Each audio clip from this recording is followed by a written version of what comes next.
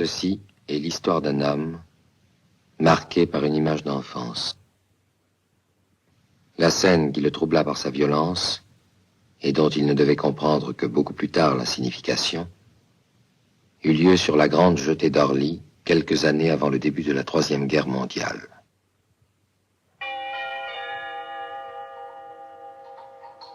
Départ à destination de Rome. Vol Alitalia 333. Embarquement À Orly, le dimanche, les parents mènent leurs enfants voir les avions en partance. De ce dimanche, l'enfant dont nous racontons l'histoire devait revoir longtemps le soleil fixe, le décor planté au bout de la jetée et un visage de femme. Rien ne distingue les souvenirs des autres moments. Ce n'est que plus tard qu'ils se font reconnaître, à leur cicatrice. Ce visage qui devait être la seule image du temps de paix à traverser le temps de guerre, il se demanda longtemps s'il l'avait vraiment vu, ou s'il avait créé ce moment de douceur pour étayer le moment de folie qui allait venir. Avec ce bruit soudain, le geste de la femme, ce corps qui bascule, les clameurs des gens sur la jetée, brouillés par la peur. Plus tard, il comprit qu'il avait vu la mort d'un homme. Et quelque temps après vint la destruction de Paris.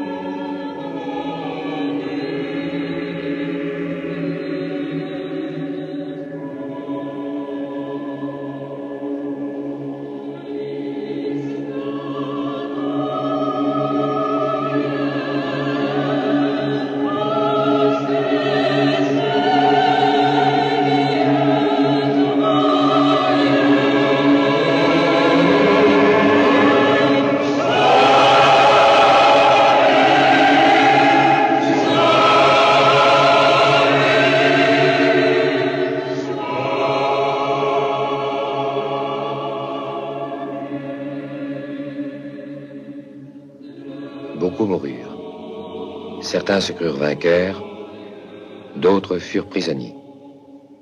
Les survivants s'établirent dans le réseau des souterrains de Chaillot. La surface de Paris, et sans doute de la plus grande partie du monde, était inhabitable, pourrie par la radioactivité. Les vainqueurs montaient la garde sur un empire de rats. Les prisonniers étaient soumis à des expériences qui semblaient fort préoccuper ceux qui s'y livraient.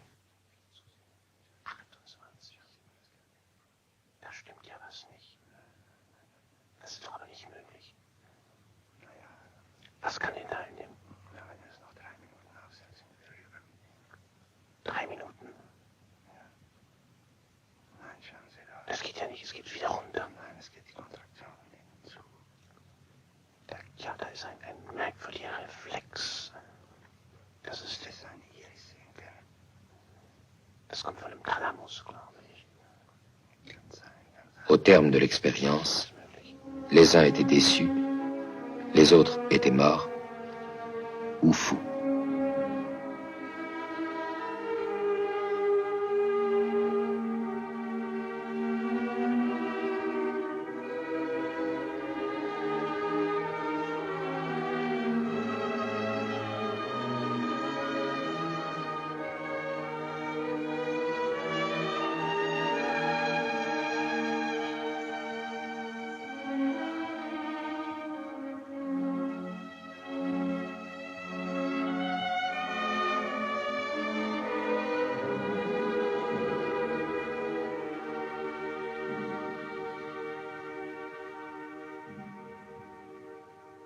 C'est pour le conduire à la salle d'expérience qu'on vint chercher un jour, parmi les prisonniers, l'homme dont nous racontons l'histoire.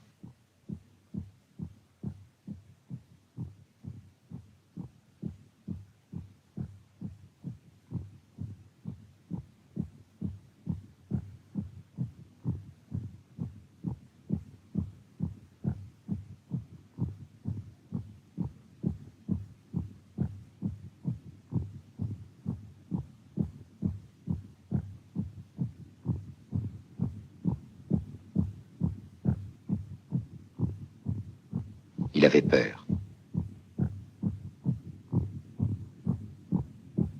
Il avait entendu parler du chef des travaux. Il pensait se trouver en face du savant fou, du docteur Frankenstein.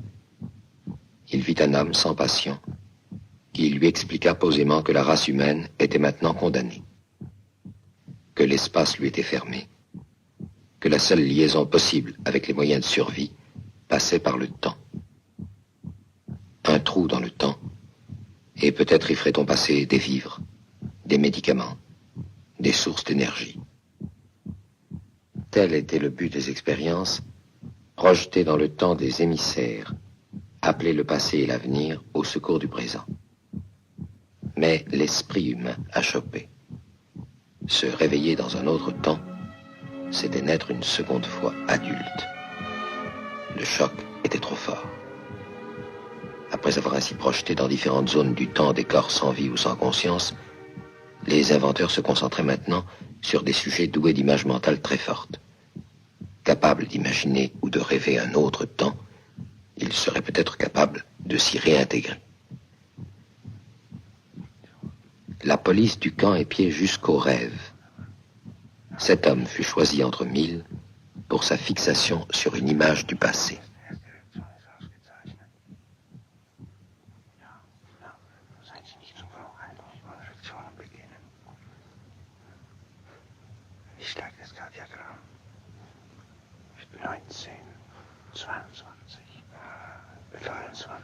Schon bedeutend langsamer.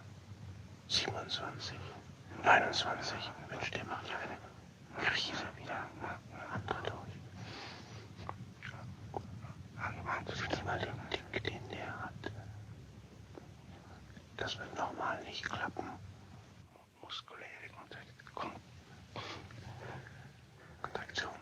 Ja, viel geringer wie beim anderen. Glauben Sie? Ja.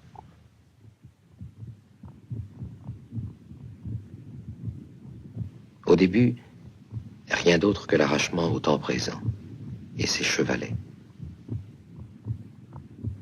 On recommence.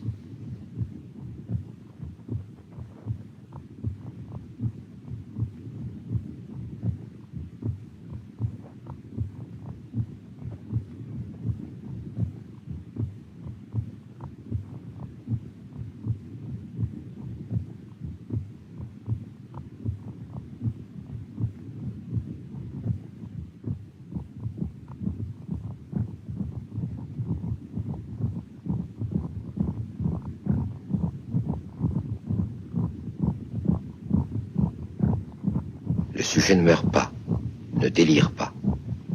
Il souffre. On continue.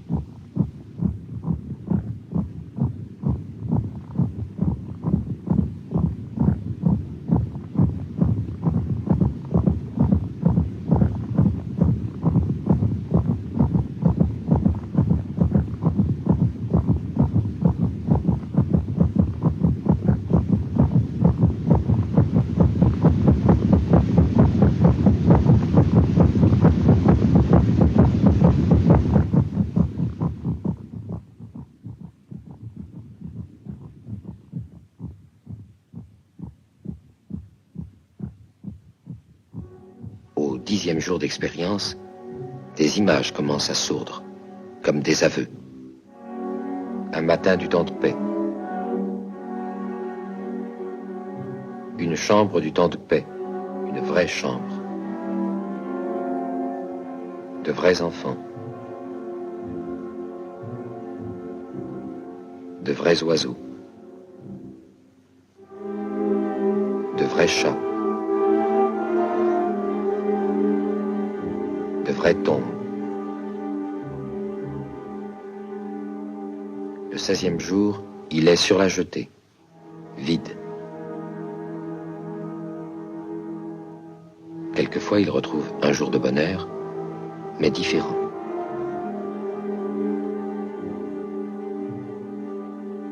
Un visage de bonheur, mais différent.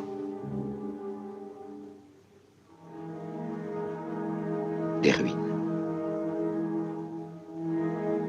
Une fille qui pourrait être celle qu'il cherche.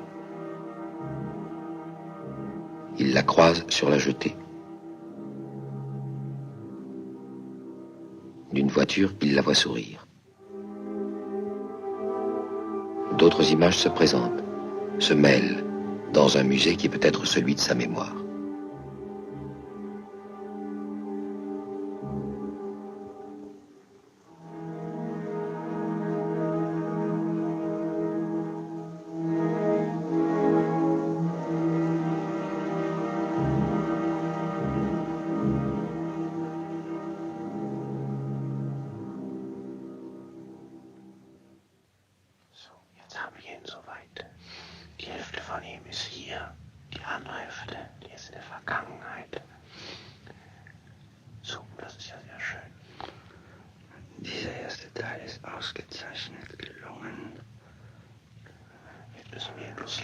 Le 30e jour, la rencontre a lieu.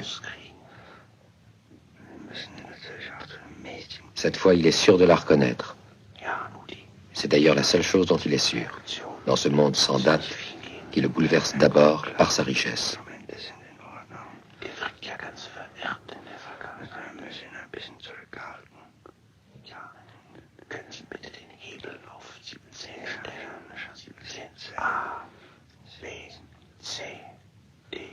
Autour de lui, des matériaux fabuleux. Le verre, le plastique, le tissu éponge.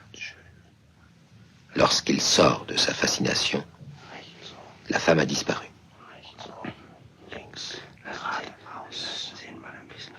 Ceux qui mènent l'expérience resserrent leur contrôle, le relancent sur la piste. Le temps s'enroule à nouveau. L'instant repasse.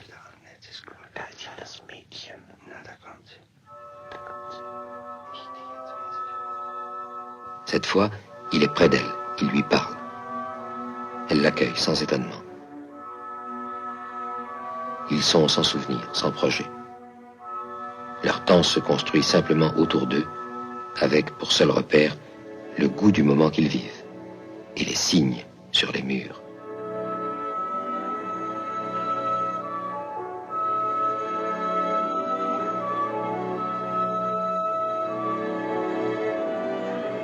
Plus tard, ils sont dans un jardin.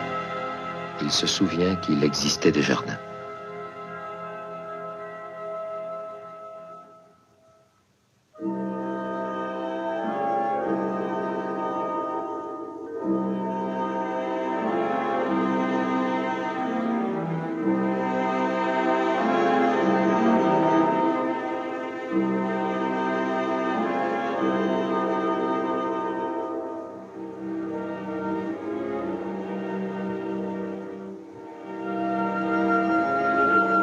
Elle l'interroge sur son collier, le collier du combattant qu'il portait au début de cette guerre qui éclatera un jour.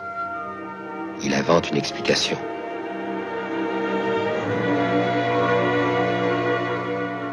Il s'arrête devant une coupe de séquoia couverte de dates historiques. Elle prononce un nom étranger qu'il ne comprend pas.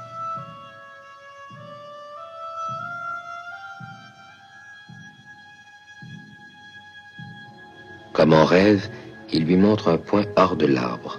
Il s'entend dire « Je viens de là ». Et il retombe à bout de force. Puis, une autre vague du temps le soulève. Sans doute lui fait-on une nouvelle piqûre.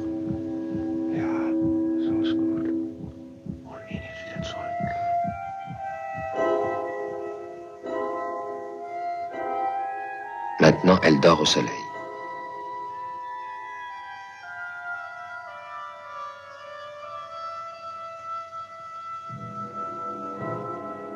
Il pense que dans le monde où il vient de reprendre pied, le temps d'être relancé vers elle, elle est morte.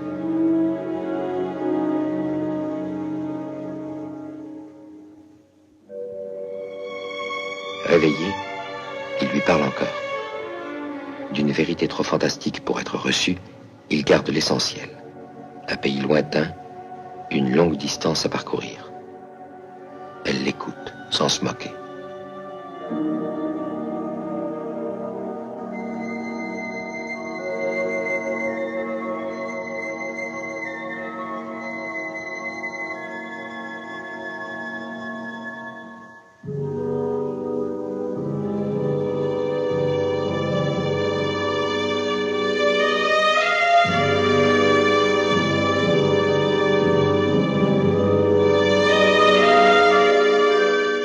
Est-ce le même jour? Il ne sait plus. Ils vont faire comme cela une infinité de promenades semblables, où se creusera entre eux une confiance muette, une confiance à l'état pur, sans souvenir, sans projet, jusqu'au moment où il sent devant eux une barrière. Ja. 6, 5, 4, 3, 2,5. Ainsi se termina la première série d'expériences. Professor. Ja. C'était le début d'une période d'essai où il la retrouverait à des moments différents.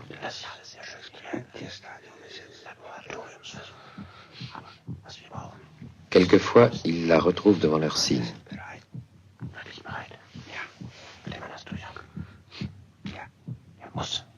Elle l'accueille simplement. Elle l'appelle son spectre. Un jour, elle semble avoir peur. Un jour, elle se penche sur lui. Lui ne sait jamais s'il se dirige vers elle, s'il est dirigé, s'il invente ou s'il rêve.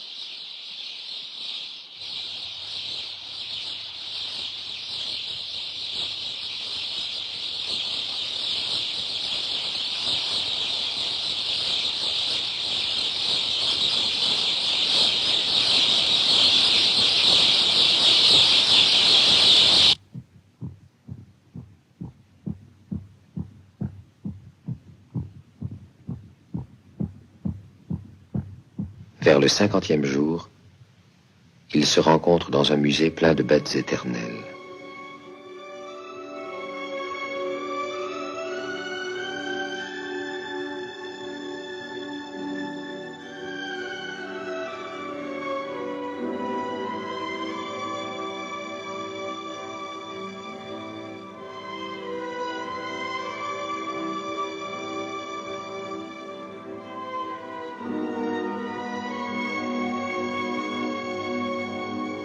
Maintenant, le tir est parfaitement ajusté.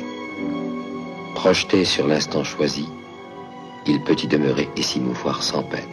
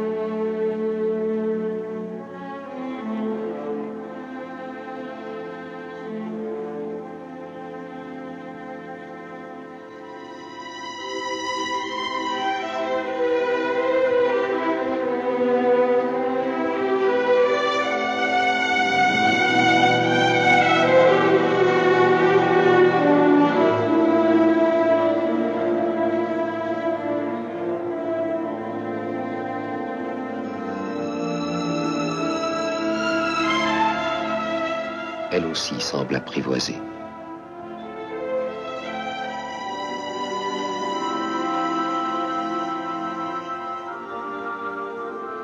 Elle accepte comme un phénomène naturel les passages de ce visiteur qui apparaît et disparaît, qui existe, parle, rit avec elle, se tait, l'écoute et s'en va.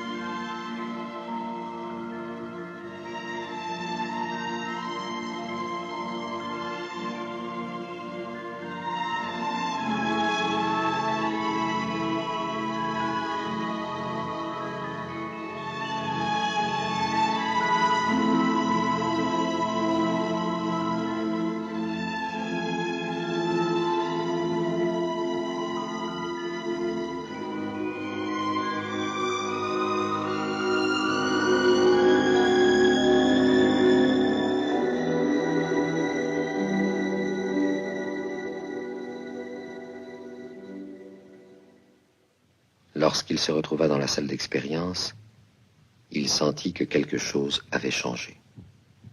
Le chef du camp était là. Aux propos échangés autour de lui, il comprit que devant le succès des expériences sur le passé, c'était dans l'avenir qu'on entendait maintenant le projeter. L'excitation d'une telle aventure lui cacha quelque temps l'idée que cette rencontre au muséum avait été la dernière.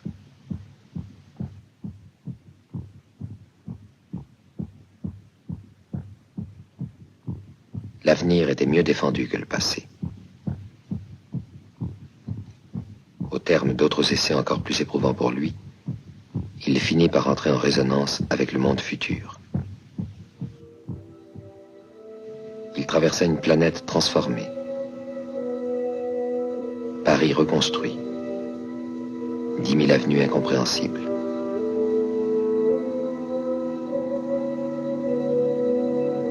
D'autres hommes l'attendaient. La rencontre fut brève. Visiblement, il rejetait ses scories d'une autre époque. Il récita sa leçon. Puisque l'humanité avait survécu, elle ne pouvait pas refuser à son propre passé les moyens de sa survie.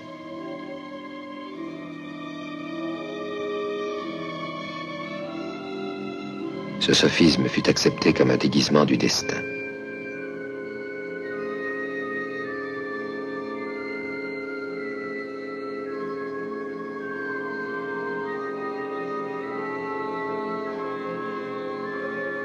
On lui donna une centrale d'énergie suffisante pour remettre en marche toute l'industrie humaine, et les portes de l'avenir furent refermées.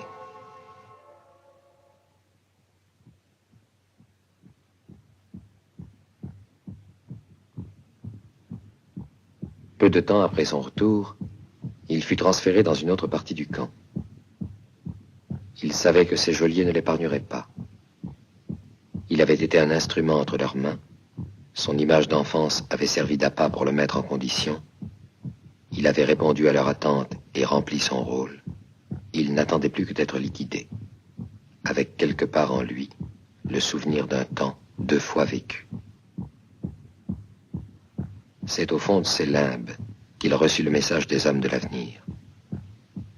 Eux aussi voyageaient dans le temps, et plus facilement. Maintenant ils étaient là, et lui proposaient de l'accepter parmi eux. Mais sa requête fut différente. Plutôt que cet avenir pacifié, il demandait qu'on lui rende le monde de son enfance, et cette femme qui l'attendait peut-être.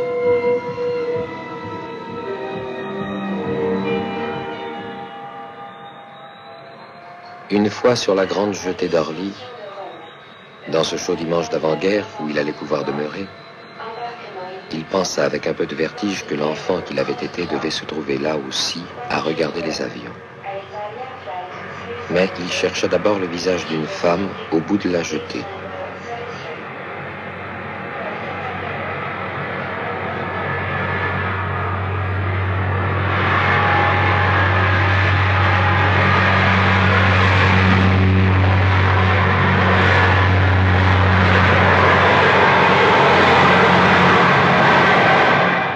Il courut vers elle, Et lorsqu'il reconnut l'homme qu'il avait suivi depuis le camp souterrain, il comprit qu'on ne s'évadait pas du temps, et que cet instant qui lui avait été donné de voir enfant, et qui n'avait pas cessé de l'obséder, c'était celui de sa propre mort.